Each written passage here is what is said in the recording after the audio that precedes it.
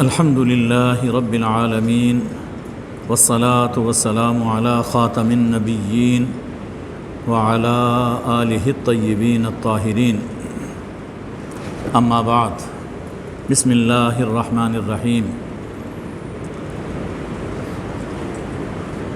سورہ نحل کی ابتدائی 64 آیتوں کے مضامین بیان ہو چکے۔ آج ہم آیت نمبر 65 سے لے کر آیت نمبر 128 یعنی آخری آیت تک کے چند مضامین بیان کر رہے ہیں۔ سورہ النحل میں اللہ تعالیٰ نے اسلام کے بنیادی عقیدوں پر انسانی عقل اور انسانی مشاہدے سے نہایت دل نشین انداز میں استدلال فرمایا۔ اس کے ساتھ ساتھ وہ مضمون جو سورہ یونس سے چل رہا تھا وہ بھی یہاں موجود ہے کہ پیغمبر صلی اللہ علیہ وآلہ وسلم کی رسالت کا اس بات ہے اور قرآن کی حقانیت کا ذکر ہے۔ اس بارے میں کچھ شبہات کے جوابات ارشاد فرمائے جا رہے ہیں۔ دیکھیے، حضور اکرم صلی اللہ علیہ وسلم کی دعوت کے دو حصے ہیں۔ ایک کہ آخرت یقینی ہے، ایک حصہ یہ ہے آخرت یقینی ہے، یہ دنیا فنا ہو جانے والی ہے اور اس کے بعد پھر ایک دن آئے گا جب سب ہم زندہ ہوں گے اور اس دنیا کے سب اعمال کا جواب دینا ہوگا۔ اور دوسرا حصہ آپ کی دعوت کا یہ تھا کہ صرف اللہ ہی معبود ہے، لا الہ الا اللہ، وہی مطاع ہے، وہی مشکل کشا ہے، وہی حاجت روا ہے، وہی فریاد رس ہے، سب مشکلات اللہ ہی حل کرتا ہے۔ یہ دعوت کا دوسرا حصہ تھا۔ اور ظاہر ہے کہ یہ چیزیں اس نظام پر زد ڈالتی تھیں جو شرک اور دہریت کی بنیاد پر قائم ہو۔ مشرکین کی مذہبی رسوم اور ان کا نظام زندگی وہ تو شرک پر قائم تھا اور اس پر قائم تھا کہ بس یہ دنیا ہی دنیا ہے اور آخرت کی کوئی اس کا جواز نہیں ہے۔ تو حضور اکرم صلی اللہ علیہ وسلم آخرت کے حوالے سے قرآن کے الفاظ میں یہ سمجھا رہے ہیں کہ آخرت آئے گی۔ تم ہر برسات میں دیکھتے ہو کہ اللہ آسمان سے پانی اتارتا ہے، بارشیں ہوتی ہیں اور ان بارشوں سے مردہ زمین پھر زندہ ہو جاتی ہے۔ یہ ہر برسات میں ہر انسان اس کا مشاہدہ کرتا ہے، لیکن اس عمل کو صحیح معنوں میں وہی دیکھتا ہے شعور کی آنکھ سے اور شعور کے کانوں سے جو دھیان سے یہ بات سنتا ہے۔ اور یقیناً جب دھیان سے بات سنی جائے تو ان فی ذالک لآیہ، اس میں اللہ کی معرفت اور اس کی قدرت کی نشانیاں ہیں۔ تو جو اللہ ہر برسات میں مردہ زمین کو زندہ کرتا ہے، کیا وہ اللہ اس پر قادر نہیں ہے کہ مردوں کو ایک دن زندہ کرے؟ یقیناً وہ اس پر قادر ہے۔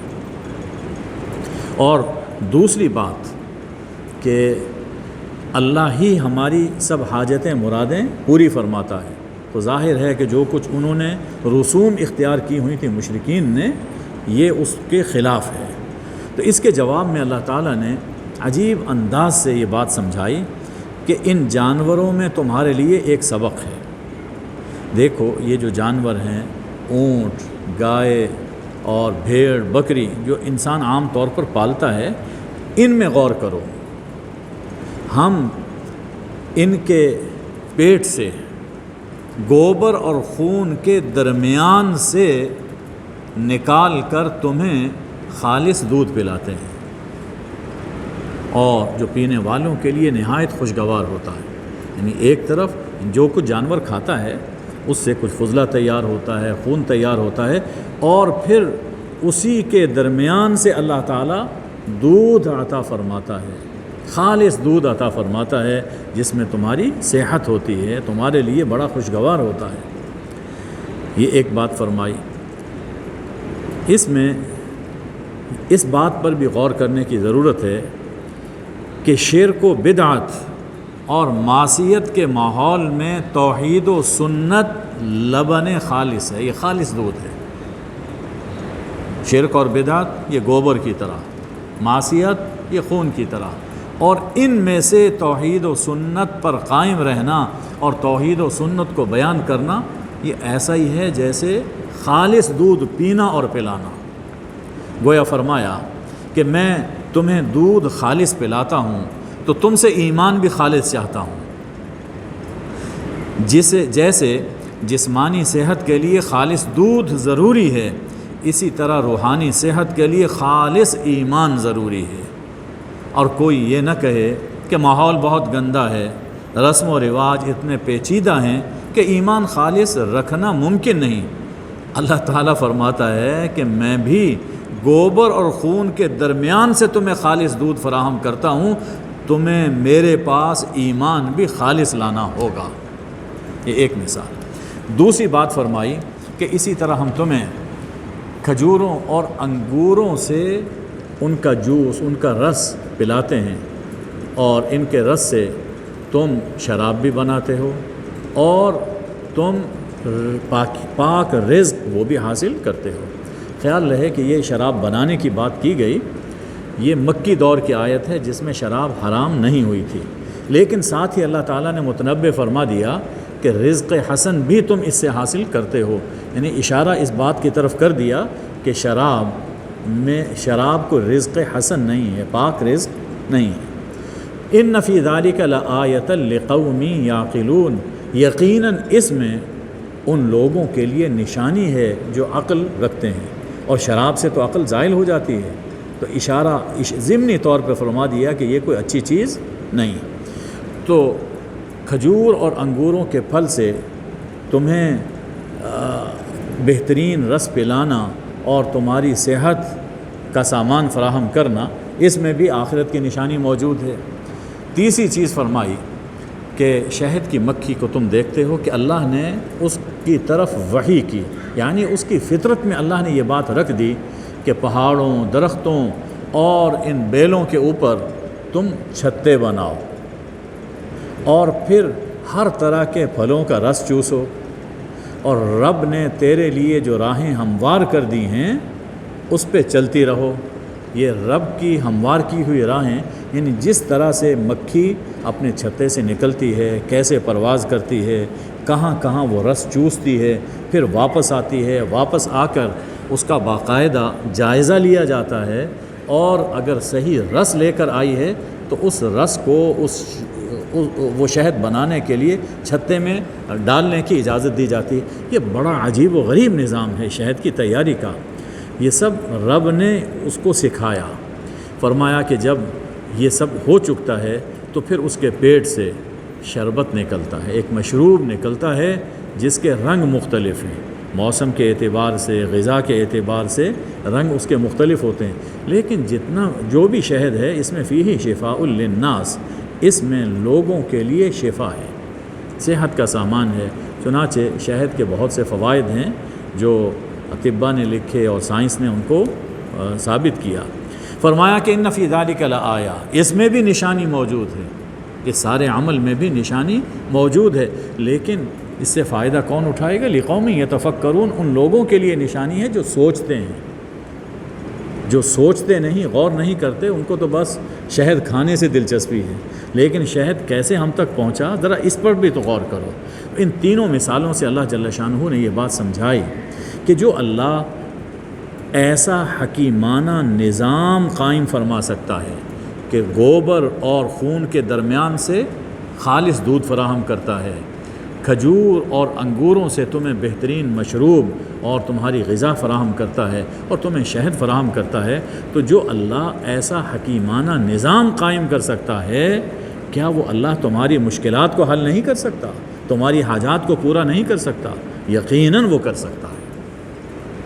فرمایا کہ اللہ ہی نے تمہیں پیدا کیا اور پھر وہی تمہیں موت دے گا، یعنی تمہاری پوری زندگی وہ اللہ کے اختیار میں ہے، اور یہ علم جس پر تم ناز کرتے ہو اللہ ہی کا دیا ہوا ہے۔ تم میں سے کتنے لوگ ہیں کہ جو ایک ردی عمر کو پہنچ جاتے ہیں، بدترین عمر کو، بہت بڑھاپے کو، اور پھر حال یہ ہوتا ہے کہ وہ انسان جو سب کچھ جانتا تھا ایک وقت آتا ہے کہ اسے کچھ بھی معلوم نہیں ہوتا، کچھ بھی معلوم نہیں، سب کچھ بھول بھلا گیا ہوتا ہے۔ تو فرمایا کہ علم یہ بھی خدا کے اختیار میں ہے، ان اللہ علیم قدیر، یقیناً کامل علم اور کامل قدرت وہ صرف اللہ کے پاس ہے۔ اب شرک کی تردید کے لیے ایک مثال بیان فرمائی جا رہی ہے۔ دیکھو رزق میں اللہ کسی کو کم دیتا ہے، کسی کو زیادہ دیتا ہے، یہ اس کی حکمت ہے، لیکن کیا کبھی ایسا دیکھا کہ جن کے پاس رزق زیادہ ہے یا مالک ہے وہ اپنے غلاموں، اپنے خادموں، اپنے نوکروں کو اس میں حصہ دار بنا لے اور ان کو بھی اتنا ہی دے جتنا اس کے پاس ہے؟ کبھی ایسا ہوا کہ دونوں برابر ہو جائیں؟ ظاہر ہے کہ ایسا تو نہیں ہوتا۔ افبنعمت اللہ یجحدون، تو کیا تم اللہ کی نعمت اور اس کے احسان کا انکار کرتے ہو؟ اپنے لیے تو غلام اور غلام کو اپنے برابر نہیں سمجھتے، حالانکہ وہ غلام تمہارا مملوک تو ہے لیکن مجازی مملوک ہے، اور تم حقیقی مالک نہیں ہو، مجازی مالک ہو، تو تم اپنے مملوک مجازی کو اپنے برابر نہیں سمجھتے، تو جو مالک حقیقی ہے ان بے جان بتوں کو اور بے اختیار انسانوں کو تم اس کے برابر قرار دیتے ہو، یہ کیسے جائز ہو سکتا ہے؟ فرمایا کہ یہ اللہ ہے کہ جس نے تمہاری ہم جنس بیویاں بنائیں اور تمہارے لیے تمہاری بیویوں سے بیٹے اور پوتے عطا فرمائے اور تمہیں پاکیزہ رزق عطا فرمایا۔ کیا باطل پر ایمان لاتے ہو اور اللہ کے احسان کا کفر کرتے ہیں؟ یعنی یہ باطل کیا ہے کہ دینے والا اللہ ہے لیکن انسان شکر کسی اور کا ادا کرنا شروع کر دے۔ دیکھیے اللہ کے ہاں یہ چیز گوارا نہیں ہے کہ احسان میں کروں اور شکر کسی اور کا ادا کیا جائے، منسوب کسی اور طرف کیا جائے، یا یہ کہا جائے ہاں اللہ نے بھی دی لیکن دلوانے والا کوئی اور ہے۔ اللہ پر کسی کا زور چل سکتا ہے کہ وہ زبردستی دلوا سکے؟ ہاں دعا تو ہوتی ہے، لیکن دعا کا معنی یہ نہیں ہے کہ اللہ مجبور ہو جاتا ہے کسی کی دعا سے، ایسا نہیں ہے۔ اللہ جل شانہ جو چاہے عطا فرمائے، جو چاہے نہ عطا فرمائے، جب چاہے دعا کسی کی قبول کر لے، جب چاہے نہ قبول کرے، باقی زبردستی اللہ سے کوئی چیز دلوانا یہ کسی کے بس میں نہیں۔ تو یہ باطل عقیدوں پر ایمان رکھتے ہیں اور اللہ کی نعمت اور اس کے احسان کا کفر کرتے ہیں، اور اللہ کے سوا ان کی عبادت کرتے ہیں جو ان کے لیے آسمانوں اور زمین سے کسی طرح کے رزق کا اختیار نہیں رکھتے، اور نہ وہ کر سکتے ہیں، نہ اختیار ہے اور نہ ہی وہ کر سکتے، نہ مالک ہیں اور نہ ہی اس کی استطاعت ہے۔ فلا تضربوا للہ الامثال، سو اللہ کے لیے مثالیں مت بیان کیا کرو۔ کیسی مثالیں؟ ہمارے معاشرے میں بھی ایسی چیزیں بہت سی ہیں کہ دیکھو اگر کسی بڑے آدمی سے ملنا ہو تو کوئی نہ کوئی ذریعہ تلاش کرنا پڑتا ہے، کسی چپڑاسی کو کچھ دینا پڑے گا، کوئی بادشاہ کا بڑے آدمی کا مقرب ہے تو ذرا اس کی مٹھی گرم کرنی پڑتی ہے۔ تو اللہ تو احکم الحاکمین ہے، اتنا بڑا بادشاہ، اس تک پہنچنے کے لیے، اس سے مانگنے کے لیے ہمیں کوئی نہ کوئی ذرائع اور وسائل ڈھونڈنے پڑتے ہیں۔ بادشاہ اپنے مقربین میں گھرا ہوا ہے تو کیسے تمہاری بات سنے؟ اس کے پاس تو وقت نہیں ہے۔ تو فرمایا کہ یہ انسان ہے، انسان جس کی طاقت، جس کا علم، جس کا وقت محدود ہے، اللہ کو اللہ ان سب چیزوں سے بالا و برتر ہے۔ اسے جب پکارو، جس زبان میں پکارو، جیسے پکارو، زور سے پکارو، آہستہ پکارو، اللہ ہر ایک کی سنتا ہے اور اس کی مراد پوری کرتا ہے۔ وہاں پر کسی اور کو وسیلہ بنانے کی ضرورت نہیں ہے۔ تو اللہ کے لیے یہ مثالیں بیان نہ کیا کرو، یقیناً اللہ جانتا ہے اور تم نہیں جانتے۔ پھر اللہ تعالیٰ ایک اور مثال بیان فرماتا ہے، یہ تم مثالیں بیان کرتے ہو یہ غلط ہیں۔ اللہ فرماتا ہے کہ میری مثال سنو۔ دیکھو کہ جب مالک مجازی اور مملوک مجازی برابر نہیں، اور ایک غلام کہ جو کسی چیز پر اختیار نہیں رکھتا، اور دوسرا وہ ہے کہ جسے ہم نے اپنی جناب سے بہترین رزق عطا فرمایا ہے اور وہ اپنی مرضی سے کھلے چھپے خرچ کرتا ہے، تو یہ دونوں عبد برابر نہیں ہو سکتے۔ تو جو مالک حقیقی ہے اور مملوک حقیقی ہے وہ کیسے برابر ہو سکتے ہیں؟ اسی طرح ایک عبد مجبور ہے اور دوسرا عبد مختار ہے، یہ برابر نہیں ہیں، یہ سب مانتے ہیں۔ تو مشرک اور موحد بھی مرتبے میں برابر نہیں ہو سکتے ہیں۔ فرمایا دو آدمیوں کی اور مثال سنو، ایک اور مثال اللہ جل شانہ بیان فرما رہا۔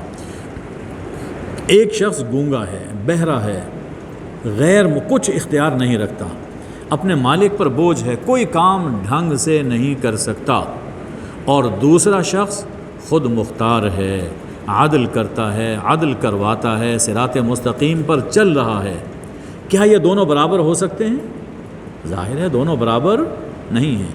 تو اسی طرح جو خیر کی بات کہے نہ سنے اور جس کی زندگی معاشرے پر بوجھ ہو، وہ شخص اور وہ شخص جو خیر کی دعوت دے رہا ہے، خیر کی ہدایت کر رہا ہے اور عادل بھی ہے، یہ دونوں برابر نہیں ہو سکتے۔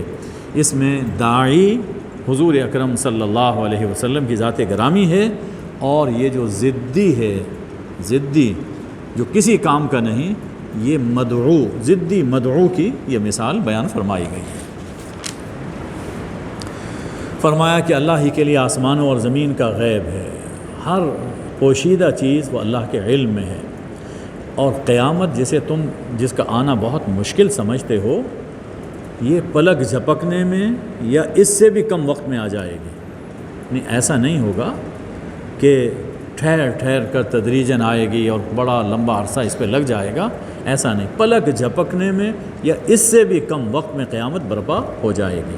اب ذکر تو چل رہا ہے توحید کا، لیکن درمیان میں اللہ جل شانہ نے قیامت کی بات کر دی کہ وہ اچانک آئے گی، تو اشارہ اس بات کی جانب ہے کہ اپنا عقیدہ فوراً درست کر لو، یہ انتظار نہ کرو کہ قیامت تدریج سے آئے گی، آہستہ آہستہ آئے گی تو ہم توبہ کر لیں گے، ایسا نہیں، اچانک آئے گی، فوری آئے گی، لہٰذا فوراً اپنا عقیدہ اور اپنا عمل انسان کو درست کرنا چاہیے، اور وہ تو بڑی قیامت ہے۔ اس سے پہلے ایک چھوٹی قیامت بھی آتی ہے ہر ایک پر، اور وہ چھوٹی قیامت انسان کی موت ہے، خدا جانے کب آ جائے۔ فرمایا گیا کہ من مات فقد قامت قیامتہ، جو مرتا ہے اس کی قیامت تو قائم ہو جاتی ہے، تو لہٰذا اپنی اصلاح میں تاخیر کرنا بڑا خسارے کا سودا ہے، فوراً انسان کو اصلاح کرنی چاہیے۔ پھر اللہ اپنی ایک اور نعمت کی طرف توجہ دلا رہا ہے، اللہ نے تمہیں ماؤں کے پیٹوں سے پیدا کیا، جب پیدا کیا تو حال کیا تھا؟ لا تعلمون شیئا، تمہیں کچھ معلوم نہیں تھا۔ یعنی جتنے جانور ہیں، کسی جانور کا بچہ اتنا بے خبر اور بے بس نہیں ہوتا جتنا انسان کا بچہ ہوتا ہے۔ جانوروں کو آپ دیکھتے ہیں، بچہ پیدا ہوتا ہے تو چلنا شروع کر دیتا ہے، کھانا پینا شروع کر دیتا ہے، لیکن انسان کا بچہ نہایت ہی بے بس اور بے خبر ہے، کچھ پتہ نہیں۔ لیکن اللہ نے کیا عطا فرمایا؟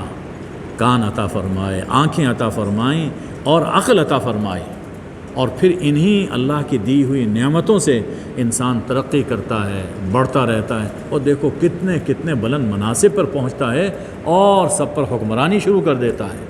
یہ سب کچھ اللہ کرنے والا ہے، اور اس لیے اللہ نے یہ نعمتیں عطا فرمائیں لعلکم تشکرون، تاکہ تم اللہ کا شکر ادا کرو۔ اور ناشکری کیا ہے کہ اللہ نے یہ نعمتیں جس مقصد کے لیے عطا فرمائیں، اپنی توانائیوں کو، اپنی صلاحیتوں کو اس مقصد میں استعمال نہ کیا جائے، یہ اللہ کی ان نعمتوں کی ناشکری ہے۔ پھر فضائے آسمانی کی جانب متوجہ کیا جا رہا ہے کہ کیا پرندوں کو نہیں دیکھتے ہو جو فضائے آسمانی میں مسخر کیے ہوئے ہیں؟ ان کو اللہ ہی تو ہے جو تھام رہا ہے، ان کو پرواز اور رکنا، ہوا کے اندر رکے رہنا اور پھر غوطہ لگانا، پر اوپر چڑھنا، اس طرح دیکھا کیجئے کہ یہ کس طرح سے پرواز کرتے ہیں، عجیب قدرت کے نمونے نظر آتے ہیں۔ فرمایا کہ ان فی ذلک لآیات لقوم یؤمنون، جو ایمان لانا چاہتے ہیں ان کے لیے انہی چیزوں میں اللہ کی معرفت اور اللہ کی قدرت کی نشانیاں موجود ہیں۔ غور تو کیجئے۔ پھر ایک اور نعمت اللہ ہے کہ جس نے تمہارے لیے تمہارے گھروں کو جائے سکون بنایا۔ نہ سوچئے کہ اگر گھروں کا یہ نظام نہ ہوتا انسان کی زندگی کیسے ہوتی۔ جانوروں کی طرح زندگی، ان کے لیے بھی باڑے ہوتے ہیں، اگر بالکل کھلے میدان میں زندگی گزارنی پڑتی انسان کو تو کتنا مشکل ہو جاتا۔ تو اللہ نے تمہارے لیے گھروں کو جائے سکون بنایا اور تمہارے لیے جانوروں کی کھالوں سے گھر بنائے، یعنی چمڑے کے خیمے وہ تمہیں بنائے، تمہیں عطا کیے کہ جو سفر میں اور اقامت میں، قیام کی حالت میں تم ہلکا پاتے ہو۔ جہاں دل چاہا خیمہ تان لیا، بیٹھ گئے، اور جب جانے کو دل چاہا لپیٹا اور آگے چل پڑے۔ یہ بھی اللہ کا ایک بڑا انعام ہے۔ اسی طرح اللہ تعالیٰ نے بھیڑوں کی اون، اونٹوں کی ببریوں اور بکریوں کے بالوں سے تمہیں اثاثہ عطا فرمایا، سامان عطا فرمایا، ان سے تم پہنتے بھی ہو، برتتے بھی ہو، اور ایک مدت مقرر یعنی جب تک زندگی موجود ہے وہ تمہارے لیے سامان زندگی ہے۔ اور یہ اللہ ہے کہ جس نے اپنی مخلوقات کے سائے بنائے۔ جو جو چیز اللہ نے پیدا فرمائی سب مادی چیزیں ہیں، ان سب کے سائے ہیں۔ یہ سایہ اللہ کی طرف سے انسان کے لیے بڑی نعمت ہے، بڑی نعمت ہے۔ اور یہ اللہ ہے کہ جس نے پہاڑوں میں پناہ گاہیں بنائیں، انسان اس میں چھپتا ہے، آندھی طوفان سے بچتا ہے، اور کسی جانور کے حملے سے انسان بچ جاتا ہے، ان پناہ گاہوں میں انسان۔ تو یہ پناہ گاہیں، یہ غاریں، یہ سب یہ اللہ کا انعام ہے۔ اور یہ اللہ ہے کہ جس نے تمہیں پوشاکیں عطا فرمائیں جو تمہیں گرمی سے بچاتی ہیں، اور ایسی پوشاکیں عطا فرمائیں، ایسی زرہیں عطا فرمائیں جو جنگ میں تمہاری حفاظت کرتی ہیں۔ انسان جسم پہ پہن لیتا ہے اور اس پر تلوار کا اثر نہیں ہوتا۔ یہ آج کل کے دور میں وہ بلٹ پروف وہ جیکٹ وہ پہنی جاتی ہے، اور فوج کئی چیزیں اس طرح کی استعمال کرتی ہے، تو یہ سب اللہ تعالیٰ دینے والا ہے۔ فرمایا کہ اللہ یوں ہی اپنی نعمت کو تم پر تمام کرتا ہے تاکہ تم فرما بردار بنو، تاکہ تم اپنا سر اللہ کے سامنے جھکا دو۔ ذرا دیکھیے کہ اللہ کتنی باریک بینی سے انسان کی ضرورتوں اور انسان کی سہولتوں کو پورا فرماتا ہے۔ ایک ایک چیز کا اللہ نے خیال رکھا۔ اگر یہ لوگ بات نہیں مانتے، آپ فکر نہ کریں، آپ کے ذمہ صرف کھلے طور پر پہنچانا ہے۔ اللہ کی نعمتوں کو پہچانتے ہیں پھر انکار کرتے ہیں۔ ایسا نہیں ہے کہ ان لوگوں کو پتہ نہیں، جانتے ہیں کہ سب کچھ دینے والا اللہ ہے، اس کے باوجود پھر انکار کرتے ہیں، اور اکثر ان میں کافر ہیں، ناشکرے ہیں۔ ذرا وہ وقت بھی یاد کرو کہ جس دن ہم ہر امت سے ایک گواہ لائیں گے، ہر امت کا نبی گواہی دے گا، یا نبی کے گزر جانے کے بعد جو بھی امت کے اندر توحید کی دعوت دیتا رہا اس کو اللہ گواہ کے طور پر پیش کریں گے، جو بتائے گا کہ یہ جو کچھ کر رہے ہیں ایسا نہیں تھا کہ ان کو پتہ نہیں تھا۔ اللہ کے نبی فرمائیں گے کہ میں نے سب کچھ بتایا، بعد میں آنے والے مصلحین بتائیں گے کہ ہم نے لوگوں کو سمجھا دیا تھا۔ اب جو کچھ انہوں نے کیا ہے وہ جانتے بوجھتے ہوئے کیا ہے۔ پھر کسی کو عذر پیش کرنے کی اجازت نہیں دی جائے گی کہ حجت قائم کرو، یہ نہیں، اس لیے کہ ان کا مقدمہ اتنے واضح دلائل سے قائم کیا گیا ہے کہ کسی کے پاس انکار کرنے کی اور بحث کرنے کی گنجائش ہی نہیں ہے، اور ان کی توبہ قبول نہیں کی جائے گی۔ فرمایا کہ جب یہ ظالم عذاب کو دیکھیں گے تو نہ عذاب ہلکا ہوگا اور نہ انہیں مہلت دی جائے گی۔ قیامت کے دن جب یہ شرک کرنے والے جب اپنے جھوٹے خداؤں کو دیکھیں گے تو کہیں گے، اے ہمارے رب، یہ ہیں ہمارے شرکا جن کو تجھے چھوڑ کر ہم پکارا کرتے تھے، یہ ہیں ہمارے شرکا۔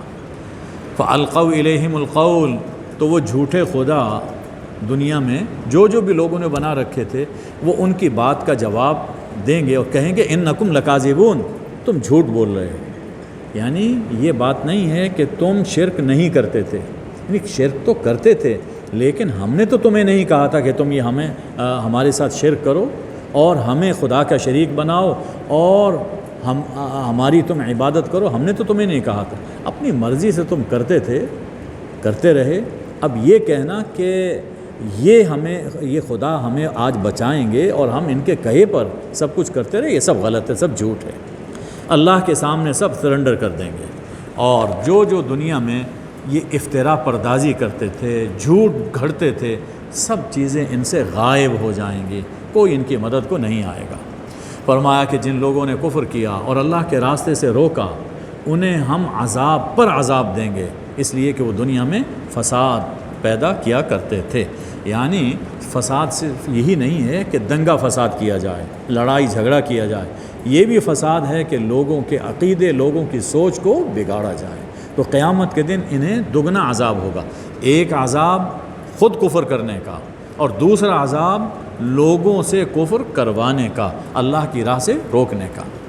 فرمایا کہ وہ دن بھی یاد کیجئے کہ جس دن ہم ہر امت سے ایک گواہ قائم کریں گے جو انہی میں سے ہوگا، یعنی رسول، وَجِئْنَا بِكَ شَهِيدًا عَلَىٰ هَٰؤُلَاءِ، اور اس امت پر ہم آپ کو گواہ بنا کر کھڑا کریں گے۔ یعنی حضور اکرم صلی اللہ علیہ وآلہ وسلم اپنی امت کے بارے میں گواہی دیں گے۔ اور فرمایا کہ یہ ہم نے جو آپ پر کتاب نازل کی ہے، اس میں یہ ہر چیز کی صاف صاف وضاحت کرنے والی ہے، ہر چیز کی ہدایت ہے اور رحمت ہے، اور اس میں مسلمانوں کے لیے بشارت ہے۔ یہ جو فرمایا کہ یہ کتاب ہر چیز کا بیان کرتی ہے، کچھ لوگوں کو اس سے غلط فہمی یہ ہو جاتی ہے کہ قرآن میں ہر چیز کا بیان موجود ہے، اب سائنس بھی اس میں تلاش کرو، انجینئرنگ بھی اس میں تلاش کرو، میڈیکل کی اس کے اندر تلاش، لوگوں نے کئی تفسیریں لکھ دی اسی حوالے، اسی طرح پر اس لفظ سے یہ چیز ہے، اس لفظ سے، اور پھر لمبی لمبی اس کی تفسیر اور کتابیں۔ تو یہ تبیان کا معنی یہ نہیں ہے کہ ہر چیز کا اس میں بیان ہے، ہر چیز جو ہدایت سے تعلق رکھتی ہے، ہر وہ چیز جو ضلالت سے جس کا تعلق ہے، حق اور باطل سے جس کا تعلق ہے، وہ سب چیزیں اللہ تعالیٰ نے قرآن پاک میں بیان فرما دی۔ باقی دنیاوی علوم ہیں، وہ انسان اپنی ترقی کے ساتھ اس میں وہ علوم حاصل بھی کرتا ہے، اس میں اضافہ بھی کرتا ہے۔ قرآن میں اس کا ہونا یہ کوئی ضروری نہیں ہے، اور نہ ہی یہ اس بیان کے خلاف ہے۔ اب اس کے بعد ایک آیت آ رہی ہے سورہ النحل کی آیت نمبر 90۔ یہ آیت خطبہ جمعہ میں تلاوت کی جاتی ہے، نہایت ہی جامع آیت ہے۔ سورہ العصر اور یہ آیت یہ نہایت ہی جامع ہے۔ اس میں 3 ایسی چیزوں کا حکم ہے کہ جن پر پورے انسانی معاشرے کی درستی کا انحصار ہے۔ اگر یہ 3 چیزیں نہ ہوں تو انسانی معاشرہ درست نہیں رہ سکتا۔ فرمایا کہ اللہ حکم دیتا ہے عدل کا، احسان کا اور صلہ رحمی کا۔ انسانی معاشرے کی اصلاح انہی 3 چیزوں سے ہو سکتی ہے، عدل، احسان اور صلہ رحمی۔ اور 3 ایسی برائیوں سے روکا گیا ہے جو انفرادی طور پر افراد کو اور اجتماعی طور پر پورے معاشرے کو تباہ کرتی ہیں۔ یعنی 3 وہ برائیاں ہیں کہ اگر کسی فرد میں ہیں تو وہ فرد برباد ہوگا، اور اگر کسی معاشرے میں اکثر معاشرے میں پائی جاتی ہے، اکثر لوگوں میں پائی جاتی ہیں، تو وہ معاشرہ فنا ہو جائے گا۔ وہ 3 برائیاں یہ ہیں کہ اللہ روکتا ہے بے حیائی سے، بدی اور نامعقول کاموں سے، ظلم اور زیادتی سے۔ یہ 3 چیزیں چھوڑنے کی ہیں اور 3 چیزیں اپنانے کی ہیں۔ اللہ تمہیں نصیحت فرماتا ہے تاکہ تم خیال رکھو۔ خاص طور پر کن باتوں کا خیال رکھنا ہے؟ فرمایا کہ عہد کو پورا کرو، عہد اللہ سے کیا ہے اس کو بھی پورا کرو، اور وہ عہد جو ایک فرد سے کرتا ہے، قوم سے کرتی ہے، اسے بھی پورا کرنا ضروری ہے۔ جب کسی فرد سے عہد کیا جائے، کوئی معاملہ طے کیا جائے اور اس پر تاکید کے لیے قسم بھی اٹھا لی جائے، تو فرمایا کہ ایسی پھر ان قسموں کو مت توڑو، اس لیے کہ قسم کھانے کا مطلب یہ ہے کہ آپ نے اس معاملے پر اللہ کو گواہ بنا لیا، اللہ کو اپنا ضامن بنا لیا، اور پھر جب قسم توڑتا ہے تو گویا اللہ کی گواہی اور اس کی ضمانت کو یہ شخص توڑ رہا ہے، اور یہ بہت بڑا جرم ہے۔ آپ ذرا سوچئے کہ معاشرے میں کسی بڑے آدمی نے ضمانت دی ہو اور کوئی اس کا خلاف کرے تو دیکھیے کیسے گردن توڑے گا وہ کہ تم نے مجھے رسوا کر دیا، مجھے شرمندہ کر دیا، پورا کیا جاتا ہے۔ تو اللہ تو احکم الحاکمین ہے، اسے جب گواہ بنایا جاتا ہے قسم اٹھا کر تو پھر اس کی لاج رکھنی چاہیے، اس کو پورا کرنا چاہیے۔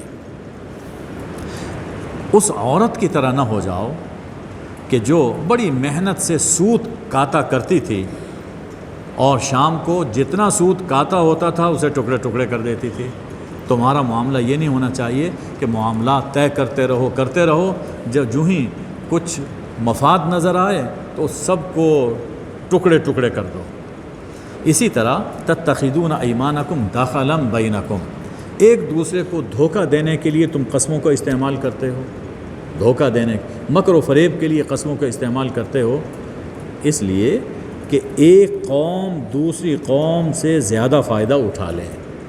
یہ کام وہ ہے جو ہمارے معاشرے میں بلکہ پوری دنیا میں ہو رہا ہے، پوری دنیا میں، کہ جب تک اپنے مفادات ہوتے ہیں دیکھتے ہیں تو معاہدہ قائم رکھتے ہیں، اور جو ہی دیکھا کہ ہمارا مفاد کسی اور کے ساتھ ہے ان سے معاہدہ توڑ دیں گے اور دوسروں سے کوئی معاہدہ کر لیں گے تاکہ ہمیں زیادہ فائدہ حاصل ہو جائے۔ یہ تو ہے قومی سطح پر، انفرادی طور پر بھی اور جماعتی جو چھوٹے چھوٹے کئی گروپ بنے ہوئے ہیں ان کے اندر بھی یہی معاملہ ہوتا ہے۔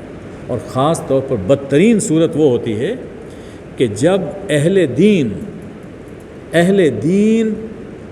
دین کی خاطر ناجائز ذرائع اختیار کرتے ہیں، اہل دین۔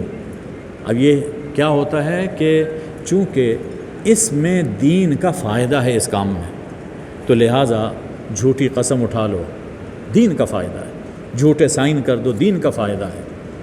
وہ جو دوسرا ہے وہ ہمارے مسلک کے خلاف ہے، لہٰذا اس کے خلاف جھوٹی شہادت دے دو، دین کا فائدہ ہے۔ فرمایا کہ یہ حرام ہے، گناہ کبیرہ ہے۔ دین پر عمل ناجائز ذرائع سے، بے دینی سے نہیں ہو سکتا، اس کا کوئی اچھا نتیجہ برآمد نہیں ہوتا۔ اور یہ صرف مسلمانوں کے ساتھ نہیں، کافروں کے مقابلے میں بھی اپنے دین کے فائدے کے لیے ناجائز ذرائع اختیار کرنا جائز نہیں ہے، کافروں کے مقابلے میں بھی جائز نہیں ہے۔ اسلام دیکھیے کتنی روشن تعلیمات دیتا ہے۔ یہ بہت بڑی غلط فہمی ہے جو ہمارے معاشرے میں پائی جاتی ہے کہ دین کے نام پر جھوٹ بولتے ہیں، جھوٹی شہادتیں لوگ دیا کرتے ہیں۔ فرمایا کہ قیامت کے دن تمہارے سب اختلافات کو کھول کر بیان کیا جائے گا۔ دیکھو، اگر کوئی یہ چاہتا ہے کہ کوئی اختلاف باقی نہ رہے تو ایسا نہیں ہو سکتا۔ اگر اللہ چاہتا تو تم سب کو ایک ہی امت بنا دیتا، اللہ تو اس پہ قادر تھا۔ اگر کوئی شخص یہ چاہتا ہے کہ سب لوگ ایک ہی مسلک اور ایک ہی دین پر آ جائیں، کفر کا نام و نشان دنیا سے مٹ جائے، کوئی کافر باقی نہ رہے، اگر یہ چاہتا ہے کوئی کہ زبردستی ایسا ہو جائے تو اللہ تم سے بڑھ کر اس کی طاقت رکھتا ہے، وہ سب کو پیدائشی اسلام اور ایمان عطا فرما دیتا، ایک ہی امت رکھتا۔ لیکن یہ اللہ کی حکمت کے خلاف ہے، جس کو چاہتا ہے گمراہ کرتا ہے، جس کو چاہتا ہے سیدھی راہ پہ، یعنی جو سیدھی راہ پہ چلنا چاہتا ہے اللہ اسے سیدھی راہ عطا فرماتا ہے، وہ راہ اس کے لیے ہموار ہوتی چلی جاتی ہے، اور جو بھٹکنا چاہتا ہے اللہ اس کے لیے پھر وہی راہیں کھول دیتا ہے۔ فرمایا کہ وَلَا تَتَّخِذُوا أَيْمَانَكُمْ دَخَلًا بَيْنَكُمْ، یہ بہت اہم ہدایت ہے، ہلا دینے والی ہدایت ہے۔ اپنی قسموں کو آپس میں دھوکہ دینے کے لیے استعمال نہ کرو، مکر و فریب کے لیے استعمال نہ کرو۔ ایسا نہ ہو کہ جس کا قدم اسلام پر جم چکا، تمہاری اس بدعہدی سے، تمہاری عہد شکنی، تمہارے کردار کی وجہ سے اس کا قدم اکھڑ جائے، پھسل جائے، وہ دین سے نکل جائے۔ کہ مسلمان تو ایسے ہوتے ہیں، ایسا نہ ہو کہ تمہارے کردار کی وجہ سے اسلام قبول کرنے والا اسلام کو چھوڑ دے کہ اگر یہ لوگ ہیں، یہ مسلمان ہیں، ہم ایسے اسلام سے، ایسی مسلمانی سے باز آئے۔ فرمایا کہ اگر تمہارا کردار ایسا ہوگا تو جو آنے والا ہے وہ نکل جائے گا، اور جو نہیں آیا ابھی نہیں آیا، وہ تمہارا کردار دیکھ کر آنے سے انکار کر دے گا، مسلمان ہونے سے انکار کر دے گا۔ اور اس کے ذمہ دار کون ہوں گے؟ وہ لوگ جن کا کردار اسلام کے مطابق نہیں۔ تو اس سے معلوم ہوا کہ مسلمانوں کو اپنا کردار بہت اونچا رکھنا چاہیے۔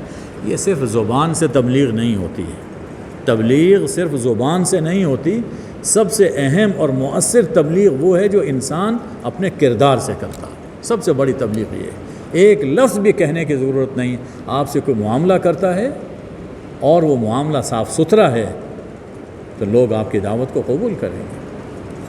فرمایا کہ اگر ایسا کرو گے تو تمہارے لیے عذاب عظیم ہے۔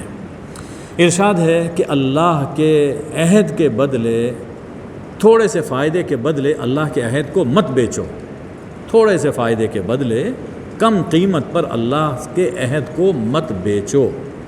اچھا، اس کا یہ معنی نہیں ہے کہ اگر زیادہ قیمت مل جائے تو بیچ دیا جائے، یہ معنی نہیں ہے۔ کئی لوگ اس غلط فہمی میں مبتلا ہوئے کہ زیادہ پیسے ملتے ہیں تو چلو کوئی بات نہیں، ہیرا پھیری کر لو، ایسا نہیں۔ آخرت کے مقابلے میں دنیا بالفرض پوری دنیا کی دولت مل رہی ہو تو وہ قلیل ہے، وہ تھوڑی ہے۔ یعنی کسی حال میں بھی اللہ سے کیے ہوئے عہد کو مت بیچو۔ جو کچھ تمہارے پاس ہے فنا ہونے والا ہے، اور جو کچھ اللہ کے پاس ہے وہ باقی رہنے والا ہے۔ جو صبر کرتے ہیں انہیں ہم ان کے اعمال کی بہترین جزا عطا فرمائیں گے۔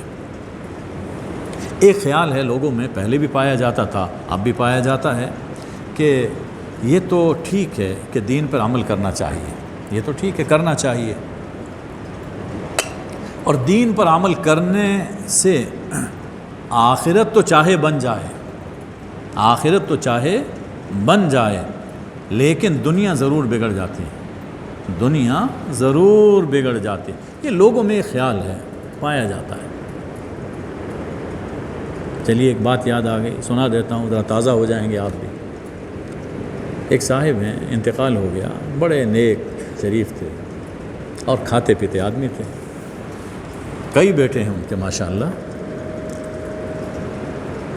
ایک بیٹے کے بارے میں میں نے کہا کہ اسے عالم بنائیں، اسے عالم بنائیں، ضرورت ہے، معاشرے میں علماء مٹتے جا رہے ہیں، اچھے علماء نہیں ہیں۔ تو کھاتے پیتے ہو، اپنے خرچ پر یہ دین کی خدمت کرے، دین پڑھے، تو ایک اچھا عالم ہو جو اس کو عالم بنائے۔ تو بڑے حالانکہ نیک آدمی تھے، فوراً کہنے لگے روٹی کہاں سے کھائے گا؟ میں خاموش ہو گیا۔ امریکہ بھیجا، امریکہ سے واپس آ گئے، ابھی موجود ہیں، روٹی کا معاملہ ان کا ابھی تک حل نہیں ہوا، نہ شادی ہوئی نہ روٹی کا معاملہ حل ہوا۔ اللہ دیکھیے اس کے جواب میں کیا فرماتا ہے کہ دین پر عمل کرنے سے دنیا بگڑے گی۔ اللہ کہتا ہے کہ جو شخص مرد ہو یا عورت، ہاں یہ ضروری ہے کہ ہو مومن، جو بھی نیک زندگی بسر کرے گا فَلَنُحْيِيَنَّهُ حَيَاتًا طَيِّبَةً، ہم اسے پاکیزہ زندگی بسر کروائیں گے۔ یہ اللہ کا وعدہ ہے، ہم اسے پاکیزہ زندگی بسر کروائیں گے، رزق بھی دیتا ہے، اور سب سے بڑی چیز دولت کے ذریعے انسان جس سکون کی تلاش میں ہے اور نہیں ملتا، اس عمل صالح دین پر عمل کرنے کے نتیجے میں اللہ وہ سکون اور اطمینان عطا فرماتا ہے۔ یہ پاکیزہ زندگی اللہ عطا فرماتا ہے۔ فرمایا کہ ہم ان لوگوں کا اجر ان کے اعمال سے بہتر عطا فرمائیں گے۔ یہاں تک یہ مضمون ختم ہوا۔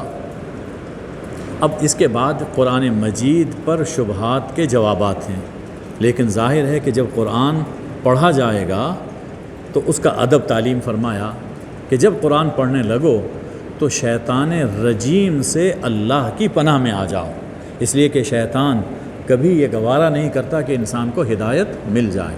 اور اللہ کی پناہ میں آنا صرف زبانی طور پر نہیں کہ اعوذ باللہ من الشیطان الرجیم پڑھ لیا جائے، یہ زبان سے پڑھیں، لیکن اس کے معنی کو سوچتے ہوئے، اس کے معنی کو سوچتے ہوئے ان کے وسوسوں سے بچنے کی کوشش کریں، اور خالی و ذہن ہو کر پڑھیں۔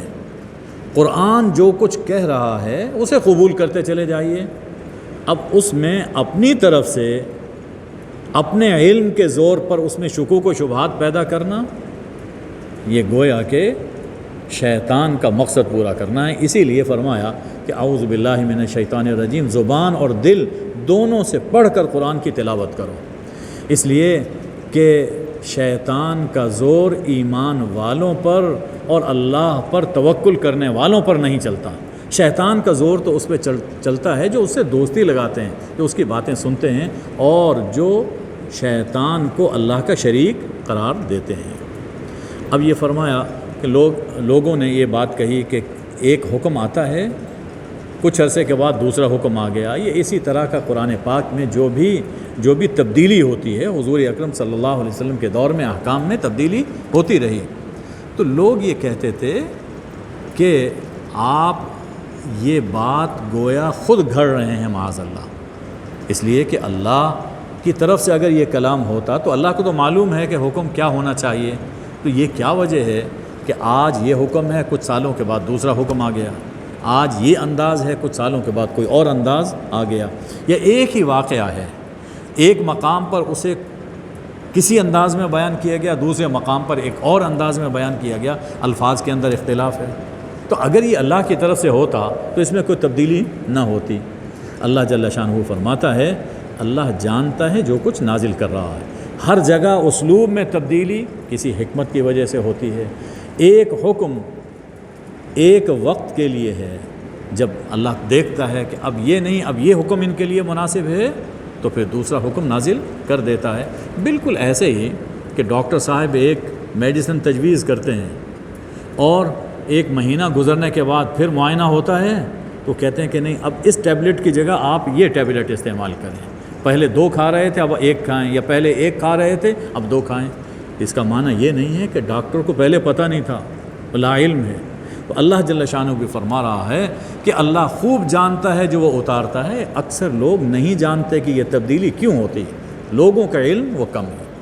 فرما دیجئے کہ اس قرآن کو روح القدس، ایک پاک روح اپنے تیرے رب کی طرف سے لے کر نازل ہوئی ہے اور برحق یہ کتاب آئی ہے.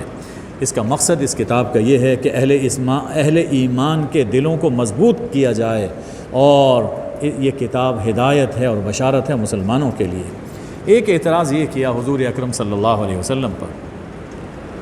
کچھ غلام تھے اور تھے بھی وہ عجمی، کوئی کسی کا غلام، وہ لمبی تفصیل ہے اس میں، لیکن تھے وہ لوگ غلام، اور کچھ تورات اور انجیل پڑھ لیتے تھے.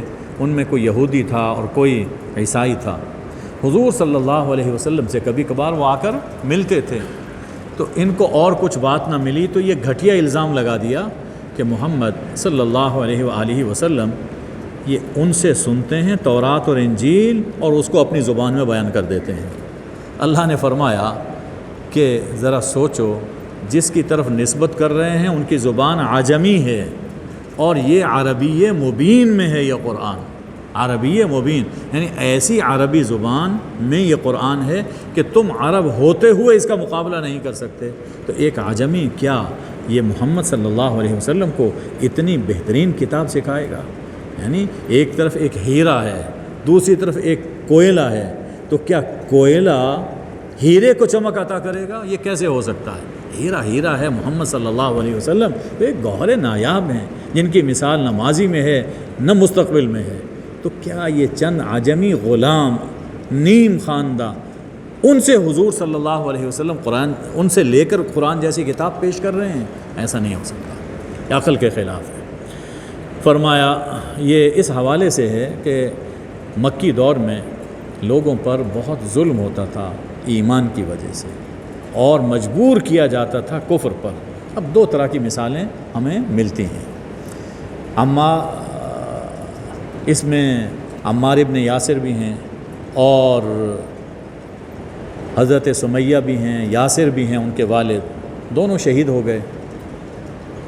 حضرت بلال ہیں. ان لوگوں نے اپنی جان پر کھیل کر ایمان کو قائم رکھا. لیکن ایک صحابی تھے، ان سے کفر کا کلمہ منہ سے نکل گیا. پھر حضور سے، اور انہوں نے چھوڑ دیا، جو ظلم کر رہے تھے مشرکین انہوں نے چھوڑ دیا. حضور صلی اللہ علیہ وسلم کی خدمت میں حاضر ہوئے، زار و خطار رو رہے ہیں. فرمایا کہ کیا ہوا؟ عرض کی کہ یا رسول اللہ مجھ پر اتنا ظلم ہو رہا تھا، اتنی مجھے تکلیف دے رہے تھے کہ میں برداشت نہیں کر سکا، اور جو انہوں نے کہا میں نے وہ کہہ دیا۔ حضور نے فرمایا کہ دل میں تو ایسی بات نہیں ہے؟ فرمایا کہ نہیں، میرا دل ایمان پر مطمئن ہے، جمع ہوا ہے۔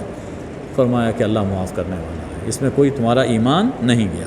اس بات کو یہاں بیان فرمایا گیا، اور ہمیشہ کے لیے اصول ہے یہ کہ ایمان لانے کے بعد جو پھر کفر کرے، اور کفر کرے دل کھول کر، یعنی اسے اپنے کفر پر وہ کفر کو تسلیم کر رہا ہے، تو ایسے لوگوں پر اللہ کا غضب ہے اور عذاب عظیم ہے۔ ہاں، جسے مجبور کیا گیا اور اس کا دل ایمان پر مطمئن ہے، اس کے لیے کلمہ کفر کہہ دینا وہ معاف ہے۔ تو یہ رخصت ہے اس کے لیے کہنا۔ عظیمت اسی میں ہے کہ انسان جان دے دے پر ایمان اپنے ہاتھ سے نہ دے۔ یہ کیوں انہوں نے کفر کیا، کیوں یہ مرتد ہوئے؟ اس لیے کہ ان لوگوں نے دنیا کی زندگی کو آخرت پر ترجیح دی، اور اس کے نتیجے میں ان کے دلوں، ان کے کانوں، ان کی آنکھوں پر مہر لگ گئی۔ اب مہاجرین حبشہ کی جانب ایک اشارہ ہے کہ اس فتنے اور آزمائش کے بعد جن لوگوں نے ہجرت کی اور جہاد کیا، یعنی جو دین کی خاطر کوشش کر سکتے تھے وہ کرتے رہے اور صبر کیا، تو اللہ ان کے گناہ معاف فرمائے گا، وہ غفور الرحیم ہے۔ فرمایا کہ ان سب کا فیصلہ اس دن ہوگا کہ جس دن ہر شخص اپنے بارے میں جھگڑا کرے گا، اور ہر شخص کو اس کے عمل کی پوری جزا سزا دی جائے گی، اور کسی پر ظلم نہیں ہوگا۔ قیامت کے دن ان سب چیزوں کا اللہ تعالیٰ فیصلہ فرما دے گا۔ اب پھر اللہ تعالیٰ ایک مثال بیان فرماتا ہے، اور یہ ہمارے لیے یہ مثال بہت اہم ہے۔ فرمایا کہ ایک بستی تھی جو امن اور چین سے اپنی زندگی بسر کر رہی تھی۔ امن تھا باہر اور چین تھا دل کے اندر، دل بھی مطمئن اور شہر میں بھی امن و امان، ہر طرف سے فراغت کے ساتھ رزق آ رہا تھا، خوشحالی۔ لیکن انہوں نے کیا کیا؟ اللہ کی نعمتوں کی ناشکری کی، اللہ کی نعمتوں کی ناشکری کرنے لگے، یعنی اللہ کی عبادت کرنے کے بجائے غیر اللہ کی عبادت شروع کر دی، کفر اور شرک کا ارتکاب کیا، یا گناہوں میں مبتلا ہو گئے۔ اس کے نتیجے میں اللہ نے انہیں مزہ چکھایا، ان کے کرتوتوں کا مزہ چکھایا کہ بھوک اور خوف کو ان کا لباس بنا دیا۔ یہ جیسے لباس انسان کو پورا ڈھانپ لیتا ہے اور بالکل جسم کے ساتھ لگا ہوتا ہے، تو اسی طرح بھوک اور خوف یہ ان کے ساتھ چمٹ گیا، اور وہ امن اور چین ختم ہو گیا۔ اس پہ غور کیجئے کہ جہاں دینے کا ذکر ہے، نعمتیں دینے کا ذکر ہے، وہاں فرمایا کہ امن تھا اور رزق آتا تھا۔ ظاہر ہے کہ جب تک شہر میں، ملک میں امن نہ ہو تو کوئی کاروباری سرگرمی نہیں ہو سکتی، اور جہاں ذکر یہ فرمایا کہ وہ چھن گیا، تو سب سے پہلے بھوک کی نعمت چھننے کا ذکر ہے، پھر خوف طاری ہونے کا ذکر ہے۔ اس لیے کہ جب بھوک آتی ہے اور فاقہ پھیل جاتا ہے تو قوم کمزور ہو جاتی ہے، اور دشمن اپنی نظریں گاڑ لیتا ہے کہ اب اس قوم کو کھانا وہ ہمارے لیے آسان ہے۔ ہمیں اپنے حالات پر بھی غور کرنا چاہیے کہ اللہ نے اس پاکستان کے ذریعے ہمیں کن کن نعمتوں سے نوازا ہوا ہے، نوازا تھا، نواز رہا ہے، اور ہم کتنی ناشکریاں کرتے ہیں۔ ہمیں اپنے حالات کی سب سے پہلے اپنی اور پھر اپنے گرد و پیش میں حالات کی اصلاح کرنے کی جو کوشش ہو سکتی ہے وہ ہمیں کرنی چاہیے۔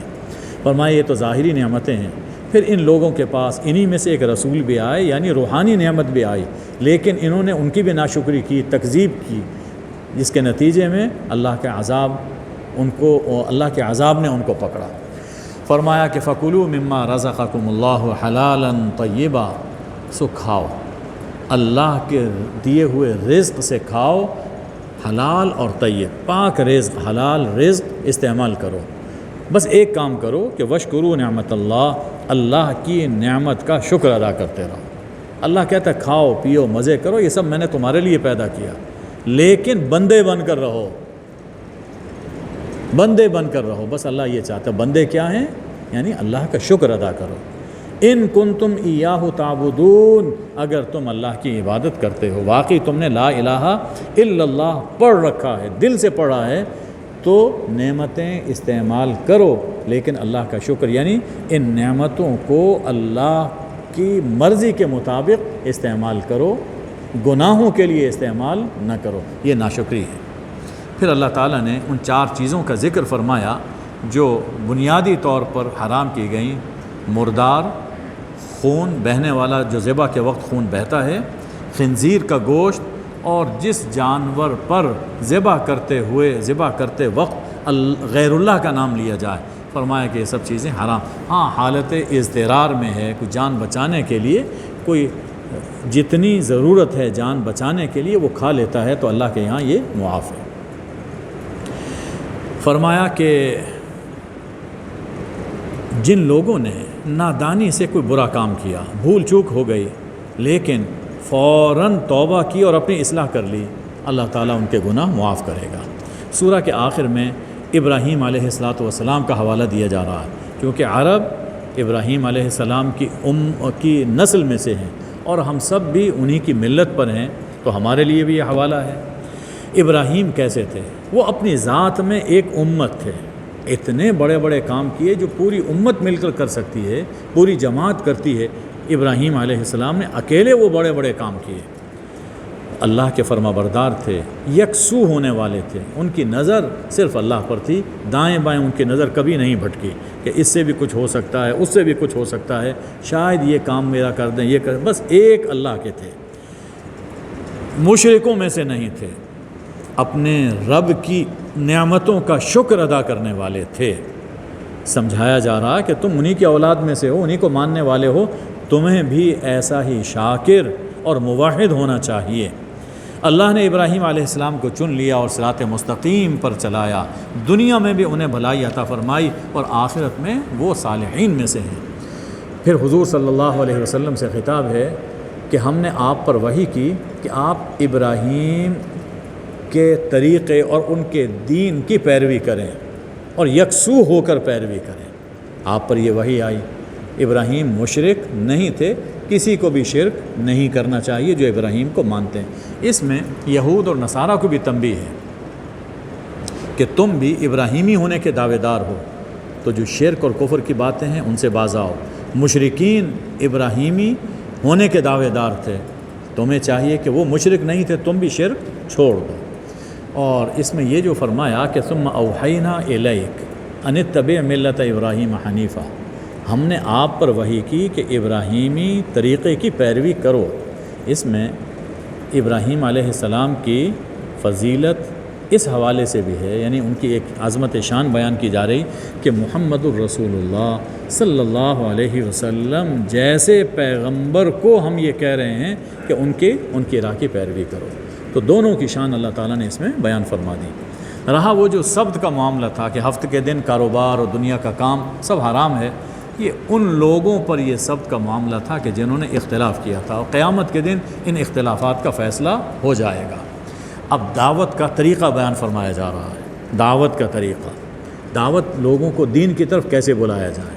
فرمایا کہ اپنے رب کے راستے کی طرف دعوت دو، سب سے پہلے حکمت سے، دلیل سے، عقلی طور پر لوگوں کو سمجھاؤ۔